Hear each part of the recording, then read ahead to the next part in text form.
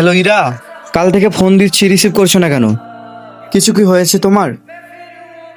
আর বলো না, কাল থেকে মা সারাক্ষণ আমার পাশে বসে আছে, সেজন্যই তোমার ফোন তোলার সুযোগ পাইনি। আচ্ছা বাদ দাও, কেমন আছো বলো। হ্যাঁ, ভালো আছি। আচ্ছা কোথায় আছো? মামা বাড়িতেই। মামা বাড়িতে? মামা বাড়িতে কেন? কেন মানে, যেতে পারি না?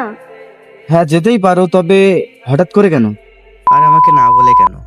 কেন আসলাম, কি করলাম, সবাইকে তোমার অনুমতি নিয়ে করতে হবে? আর একটা কথা শোনো, আমার না কিছুদিন পর পর তোমার এগুলো আর ভালো লাগে না। তোমার সাথে রিলেশনে যাওয়াই আমার জীবনের সবচেয়ে বড় ভুল হয়েছে। তুমি এমন কেন?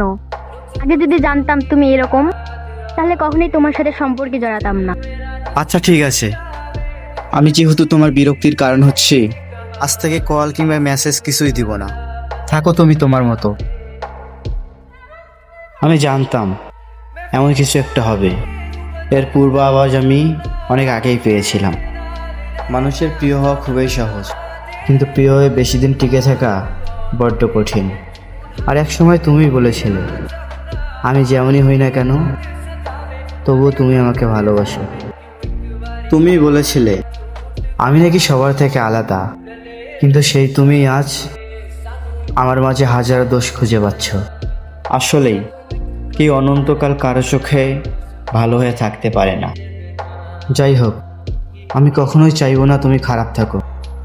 তোমাকে অসম্ভব ভালোবাসি বলেই তোমার সব কিছু নিয়ে এত ভাবি, কিন্তু তুমি বুঝলে না। তাই ভালো থেকো তুমি।